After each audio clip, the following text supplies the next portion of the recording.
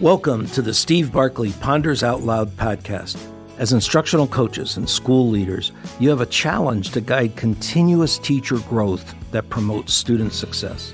This podcast looks to support you with strategies from our experienced guests and insights that I've gathered across many years. I'm thrilled you're here. Thanks for listening.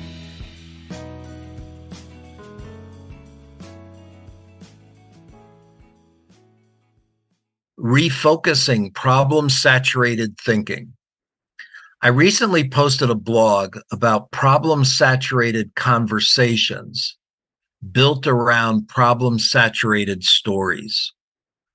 A problem-saturated story is one that tells the story of an experience in a way that makes the problem powerful and visible, but it leaves the values, skills, and choices and responses of the person experiencing the problem less visible.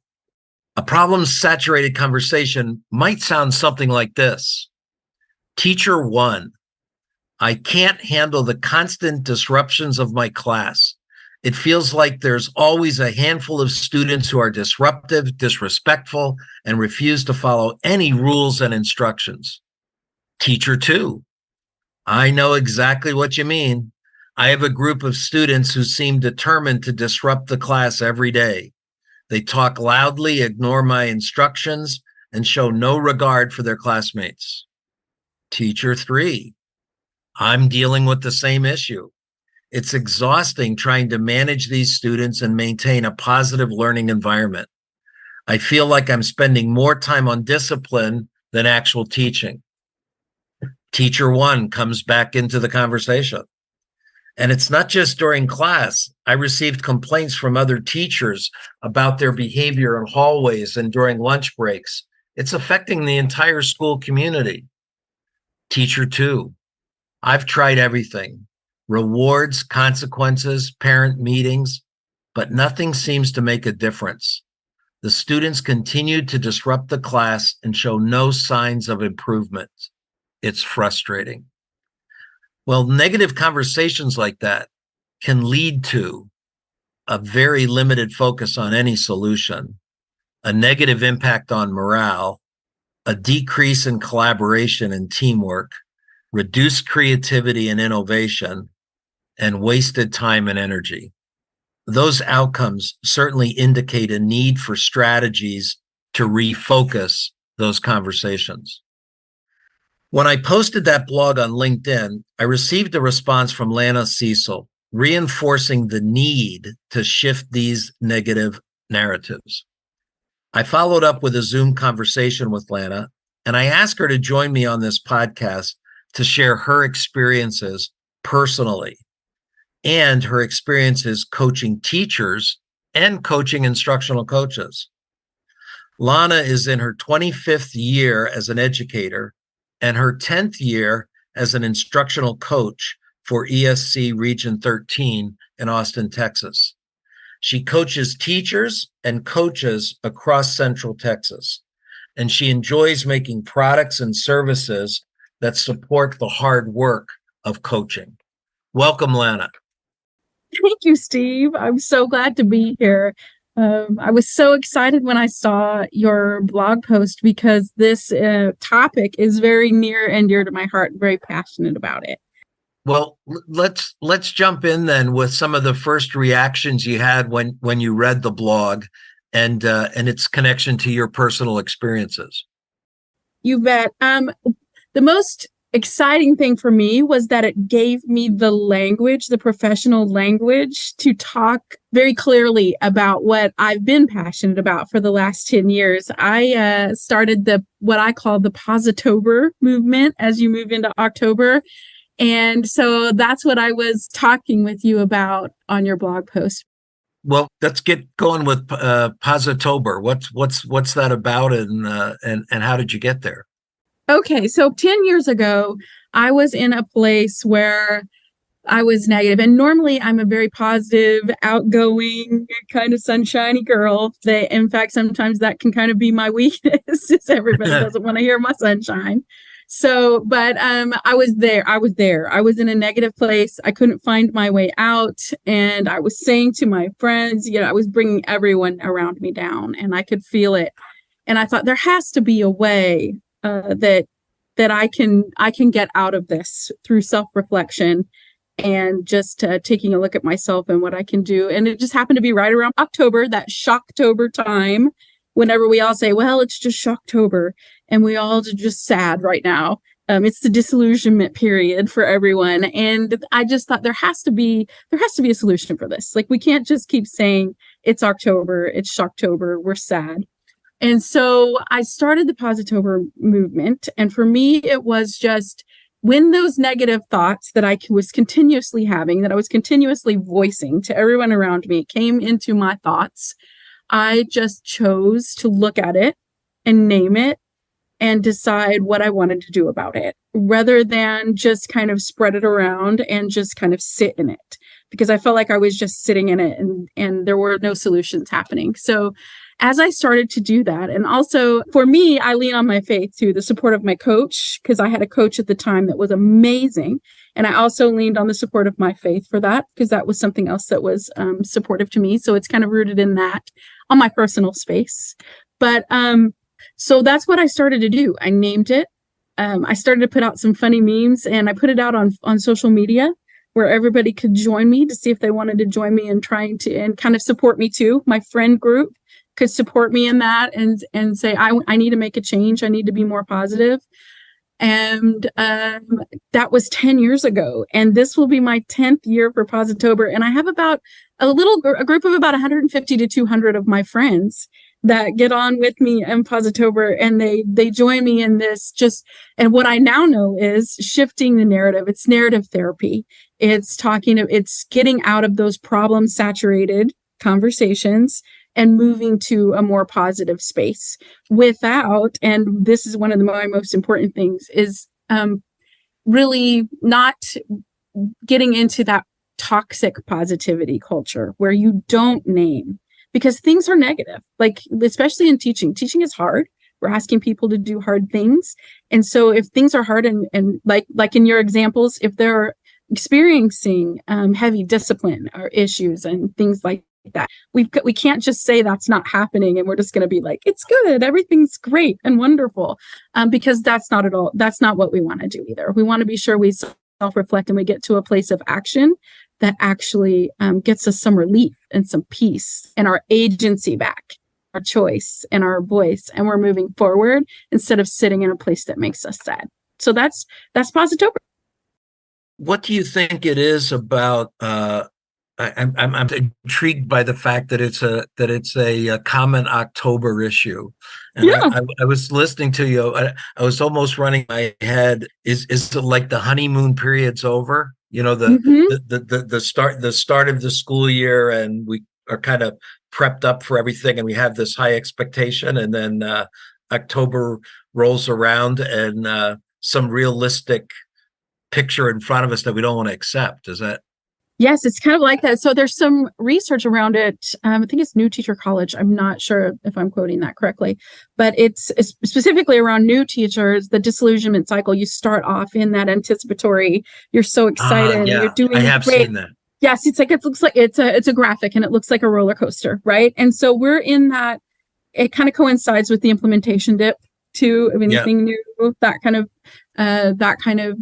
talk and research around that. But yeah, the disillusionment cycle happens when we, and it always seems to coincide with the October, November period before we can get back up to that space. And so I think I don't know about you, but as a seasoned educator, October was always difficult too, because we're in the mentor space for all of those new ones. And it's difficult for everyone, I think, in October, because your kids with discipline and everything, you've used all your bluffs, and all of that wonderful planning that you did during the summer is, you're kind of at the end of the planning that you did for the beginning of the school year. And you realize the reality of the group of people that you have in your classroom, the group of children you have in your classroom might have expectations that you didn't know that you're having to plan additionally for. And so I think that planning piece really gets everyone to but yeah, Shocktober. But we're not going to have Shocktober. I tell them that we're going to have Positober.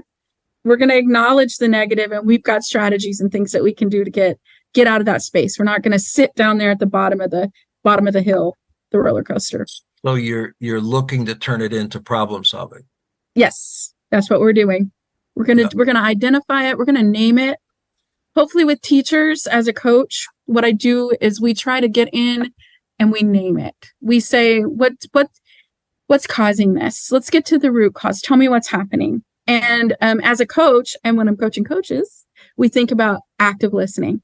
What does it really look like to actively listen and to sit down in it with them? Like you've got to have some empathy and get in there, get down in the trenches with them and really listen, because things are negative. Again, it's not toxic positivity. This is not, oh, we're just going to get over it. It'll go, this too shall pass. So it really might not. Like we really may need to really take a look at what strategies or interventions and what support we might need as teachers to do that. So one of my favorite things about you, Steve, is your questioning and how you are responsive when you question. So I think it's actively listening and responding to whatever is said in that moment, and thinking about what the teacher's needs really are. And one of my favorite things to think about is emotions, because a lot of times when we're getting to that frustrated place, we have strong emotions about it, and emotions usually come sometimes from a need. Something you need is causing that strong emotion to happen. And so if you can drill down to like, what kind of angry are you, or what kind of frustrated you are, and then what is that emotion connected to that you might need, and then take action on that need and get support for that need, whatever that need is. So for instance, with your example of the teachers who might need support with discipline, we could talk about what does that really look like. And really, I would probably talk with each teacher individually, because even though it seems to be a generalized problem, most likely there's going to be a different problem in each of those learning spaces. And with each teacher, I'd probably get to different kids. Yes, because it's the same. As long as you're looking at the overall of this problem, there's not a solution. You really can't start focusing on a solution until you can narrow it down further. You really can't. And and we try to get out of that generalized space, right? Like we sometimes we generalize everything is bad when really it's not, right? Like really we can get down to whatever that specific need is for us, wherever we are in our experience as a teacher, or wherever we are in our need for tools and strategies and our relationships and connections with those students. Whatever pedagogy we need as far as being engaging, that kind of thing. It could be anyone in any one of those things, or something else. You just never know. It's part of the coaching piece and having a team of colleagues to work with that extend your options. I've frequently described that you can struggle with a student day after day after day and not get stressed, as long as you're coming in tomorrow with a new plan. Stress is when you're driving in, and I would say you're driving in and the student's going to be there because he's never sick. So he's going to be there, and what he's going to do, and you have no idea how you're going to respond. That's when the high stressor really comes at you. It really does. And that's where it's like you call your coach, man, because your coach can be that thinking partner with you, right? And help you come up with that plan. And another thing that I'm really passionate about right now around this topic is the idea of self-concept for teachers and for coaches, yourself and included, is self-concept being self-esteem and self-efficacy, and then locus of control. So like in the intersection of all of those. So self-esteem being, I think I can't, I don't know if I'm worthy of this. I don't know if I can do, can do this. And then self-efficacy. I don't know if I have the tools to do this. I don't know if I physically can. And then also the locus of control. I don't know if I have control over this. I don't know if I have the ability to make this happen. I don't know if it's in my scope or in my job scope. So looking at that with them too, and just seeing like where are we in our self-concept, and how can, as a coach, discovering that self-concept, because self-efficacy being different than collective efficacy, right? And how does my feeling of being effective affect the whole, our charge as a whole? So that's another thing as a coach when I'm coaching teachers that I like to look at with them. And that could just be a series of questions, like just to get there. How are you feeling about this? I think you've given me several pieces to this, but I want to push for some specificity as a first step. When as a teacher, I realize I'm hearing my own negative voice. In other words, the conversation I'm having is with myself. It's not the three teachers having the conversations. It's me inside my head. When that hits, that I know I'm having my negative self-talk, what's the first couple of steps that a person would want to consciously look to? Okay, so when you're self-reflecting on a problem-saturated conversation with yourself inside your head, the first thing you need to talk to yourself about is this, like, what is this problem? Is it negative or is it not negative? Like really just kind of talk to yourself about the problem. Is this something that's happening over and over again? Is this something that has just happened once? And like really dig down deep.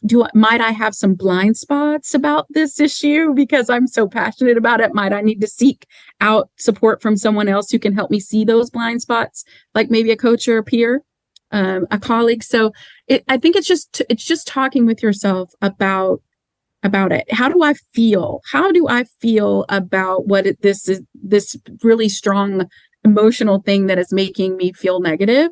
Like, what is it? And then I think the second step would be, okay, it's causing me to have this emotion, but what do I need? What is it that I really need that's causing me to have this emotion? So if I were thinking about the teachers, if we were talking hypothetically about our teachers who have the discipline issues, I might, they could ask themselves, okay, is this really all of my students in the classroom, or is it really only just a few? Like really just trying to find your current reality. I really think that's what it is. And good phrase. Yeah. And just digging down and again, if I were coaching coaches, that's where I would say, okay, be sure you're there to be that reflective partner with them and help them drill down and help them find those blind spots that they might not see as you help self-reflect. But yeah. And I think that is what I did when I do Positober. I sit back and they'll come. The negative thoughts, they come and you can't help it, right? Like they're there. Right. You're thinking, oh, what is this mess?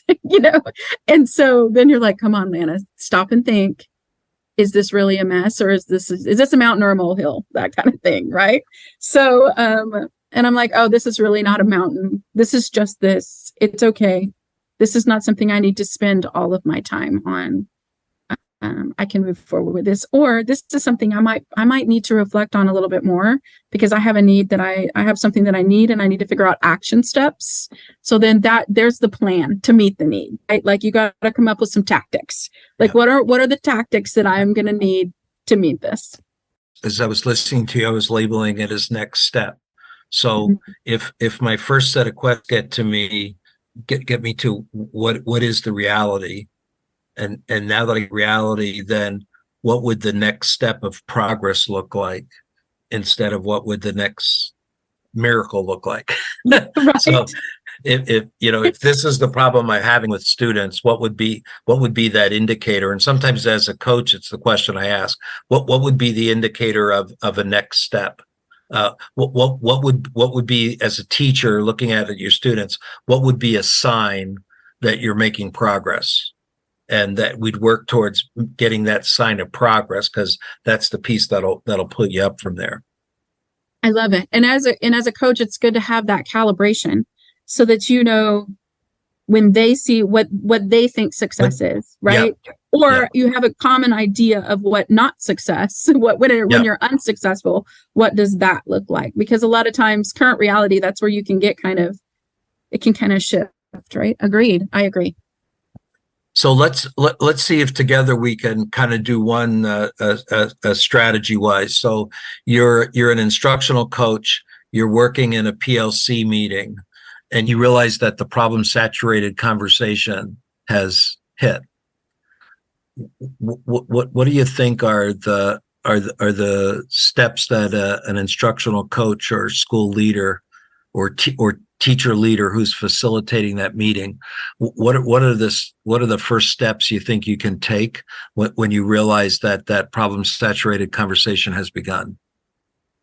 So as a facilitator, I probably would throw out a question, because that's, Yeah. that's usually where we start, Steve, is with a question. I'll be like, or a paraphrase, because if I'm listening, if I'm actively listening as a coach, and I'm hearing these problems over and over again, I'm probably going to paraphrase back to them. What I'm hearing you say is try to capture those emotions that they're feeling along with that paraphrase. So I hear you are having high emotions about this particular issue, whether it be around data or whatever it is in PLC, right?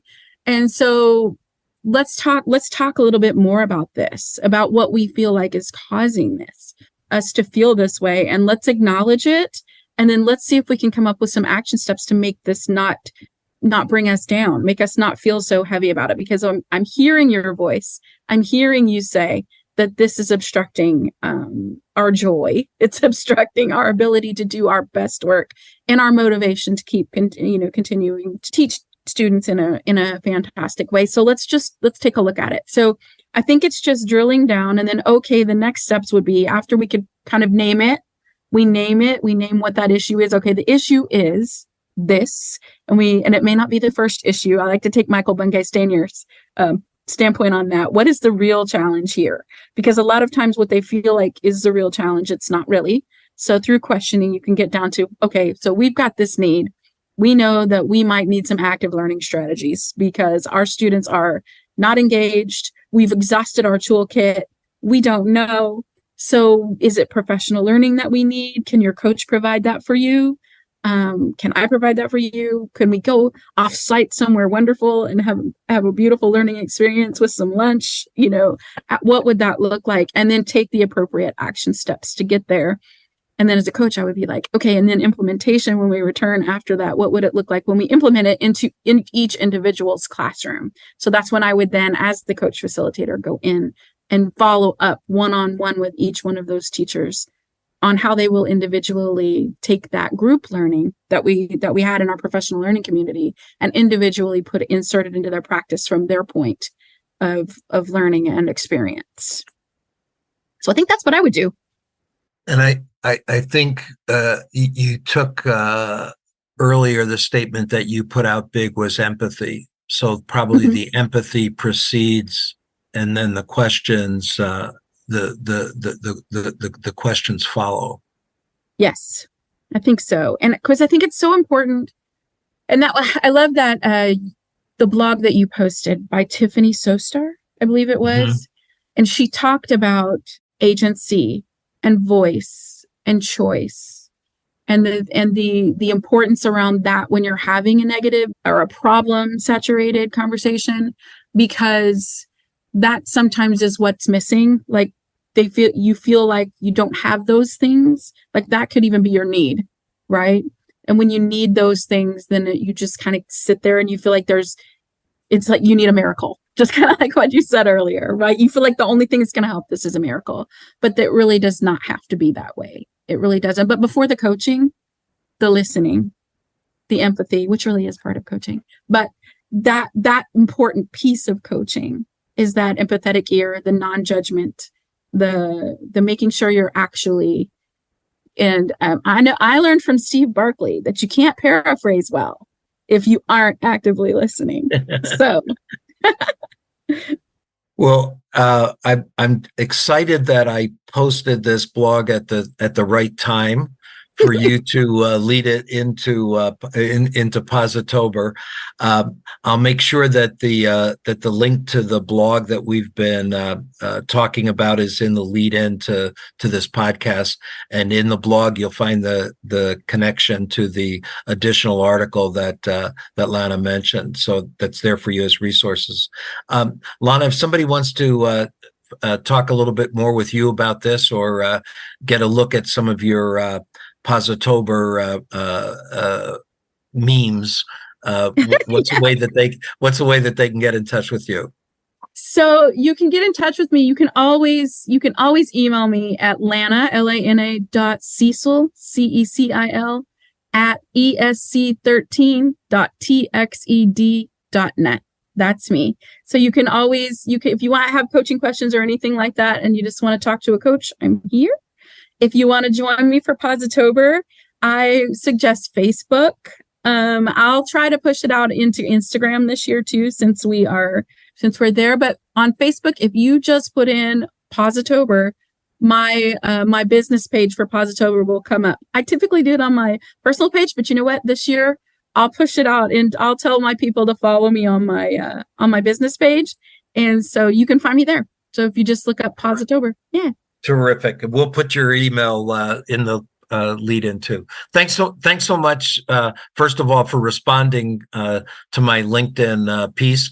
You frequently wonder when you're posting, is anybody really looking at this? So it always feels good to get a note that somebody saw it and read it. But then for agreeing to join me here and doing the follow-up, I really appreciate it. You bet. Thank you for having me. I really enjoyed it.